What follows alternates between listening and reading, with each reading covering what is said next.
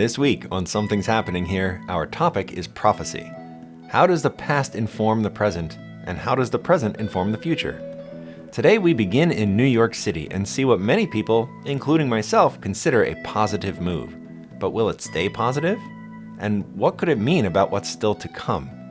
This is the penultimate episode, that means second to last, of our first season. So thanks for watching, and welcome to the show. I'm Steve Hicks. Hello, friends. Welcome to another week of Something's Happening Here. And as I mentioned in the intro, this is our second to last episode of our first season.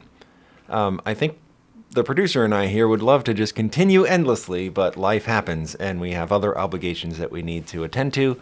So I hope and I pray that you, our loyal viewers out there, are going to stick with us through this brief hiatus and return to us when we come back with season 2. And in the meantime, there will be content that we are providing. It's probably not going to be 15 minutes every day like the current format, but we will try to keep reaching out to you and keep in touch with you during this brief hiatus until we return. So our show this week for our penultimate episode is prophetic. We're going to look at what is happening here in the present tense, but we're then going to go backwards in time to see similar events from the past and forwards in time, prophetically speaking, to see what the Lord says is going to come. So this is going to be a really big episode this week. I hope that you've got your prophecy hats on and you're ready to sit down and buckle up, because here we go. We are starting in the land of my, not exactly upbringing, because I grew up in the suburbs, but I went to school for college in New York City. So we're going back to the land of my alma mater here.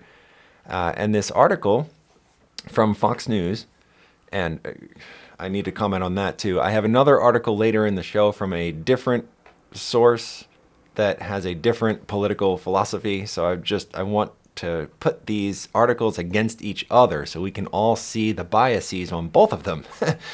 But I want to just start with, because this is faith-based, I couldn't find this story in a lot of the mainstream publications because they don't like faith-based stuff. So that's why I'm starting in Fox News. Fox is one of the few outlets not afraid to talk about faith-based things. So in any case, Fox News writes, New York City Mayor Eric Adams says when America, quote, took prayers out of schools, guns came into schools, end quote. And so this happened at just the beginning of March. I think it actually was the end of February, and then this article is dated March 1st. Yeah, so this happened at the very end of February. And it happened at some sort of faith breakfast. So the article continues. New York City Mayor Eric Adams said Tuesday morning that when the U.S. took prayers out of schools, guns replaced them. The mayor was discussing the role that religious people could play in reducing societal problems. And then he says, don't tell me about no separation of church and state. State is the body. Church is the heart. You take the heart out of the body dies, Adams said.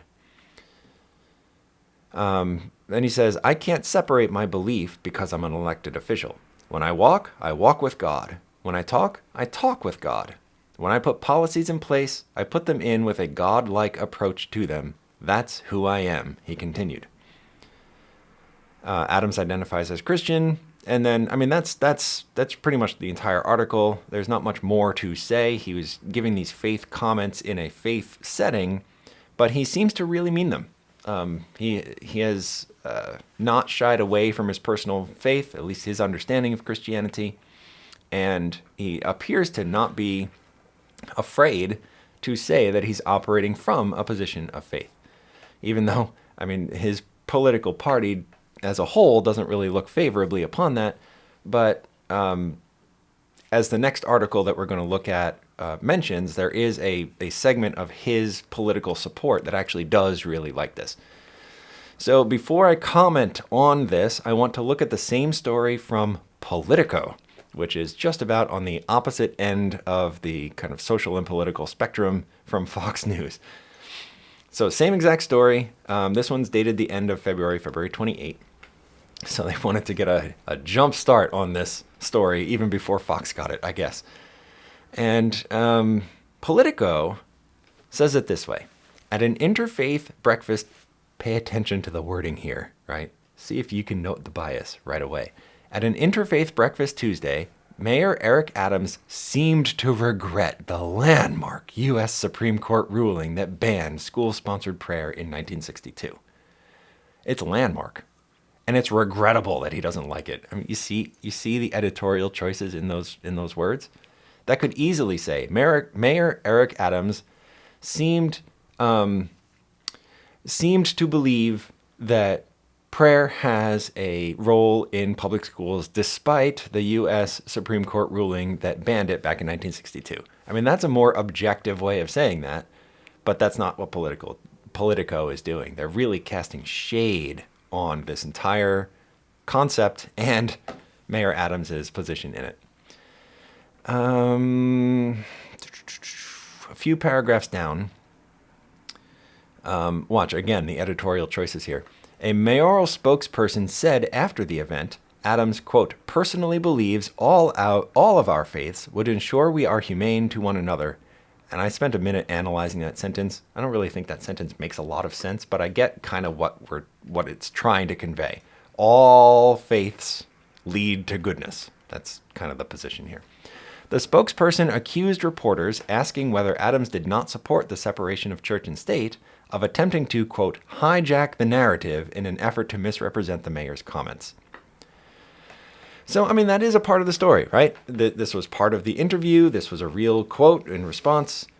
So just as Politico is showing its bias in casting aspersion on it, right? They're noting the fact that this question went unanswered.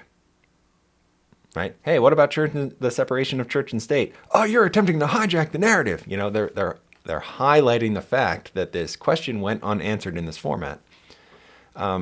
Fox didn't even mention that.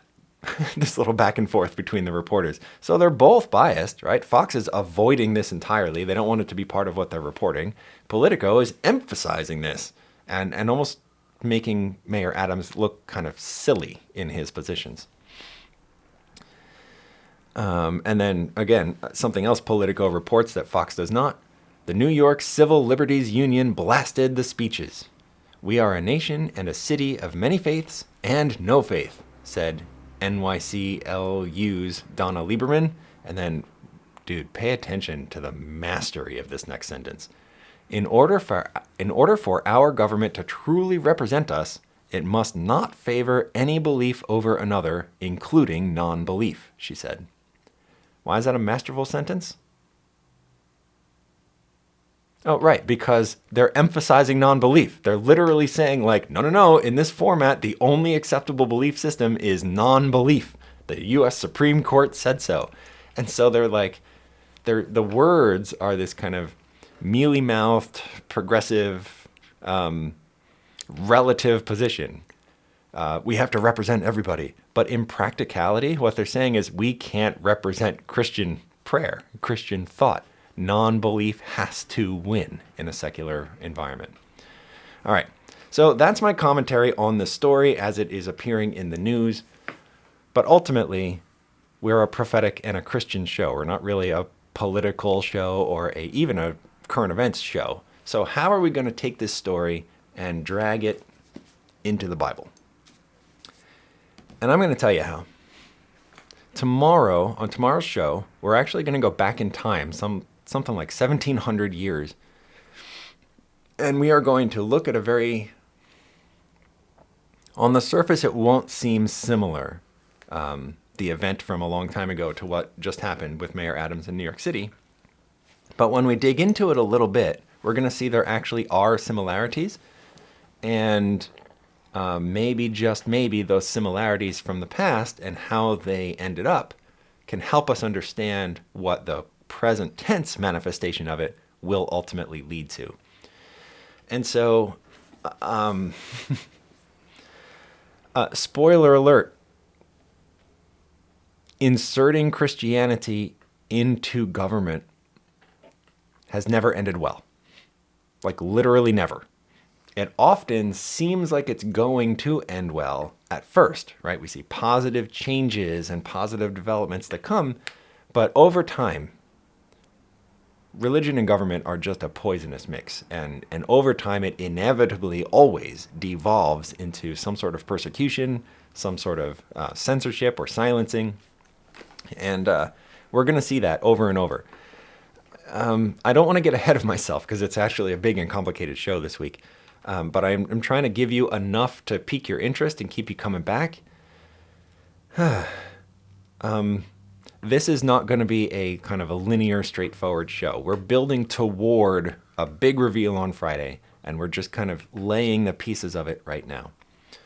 So to help to illustrate, scripturally speaking, what I am trying to say today, we can go to the book of Ecclesiastes in the Old Testament, which is approximately in the middle.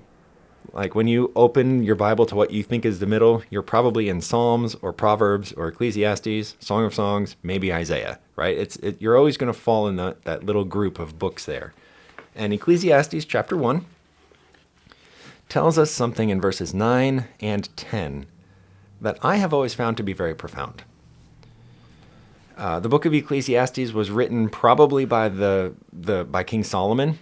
It's not signed that way, but it is signed to be the words of the preacher, the son of David, king in Jerusalem. And so that really, there's only one son of David who was king in Jerusalem like that, and that would have been Solomon, the generational son of David. So it's probably Solomon, and it makes sense. The entire book is contextually relevant to the story of Solomon's life.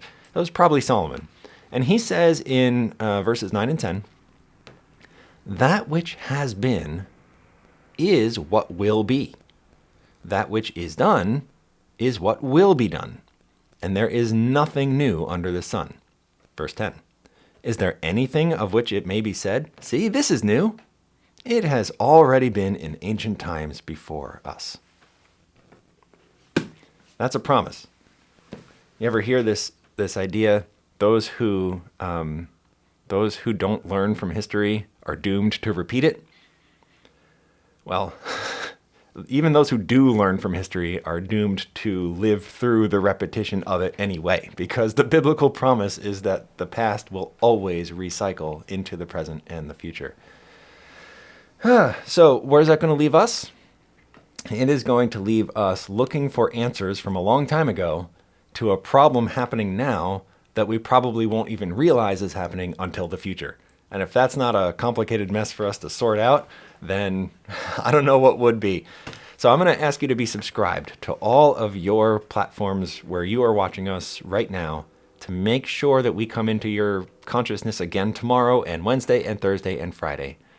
That means if you're on Facebook, which is our primary platform right now, like the page, please. That will make you a follower of it. And also, if there are instructions probably on the page to change your notifications to be actively alerted when we publish stuff. It occurs to me we've always told you to change your notifications for videos only.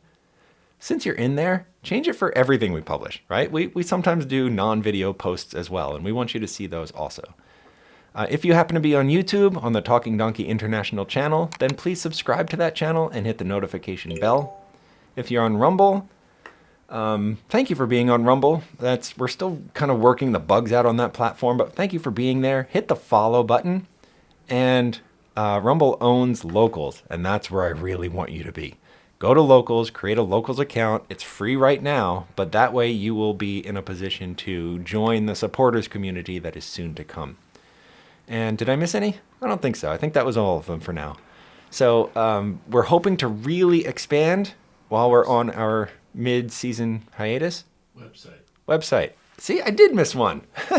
Thank you, producer. The Talking Donkey International website, talkingdonkeyinternational.org, has a podcast page. Please go to that page and bookmark it. That's the closest we have to a subscription right now.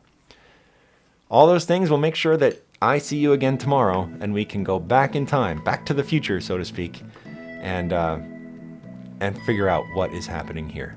Thanks for being here today. I'm Steve Hicks. See you tomorrow.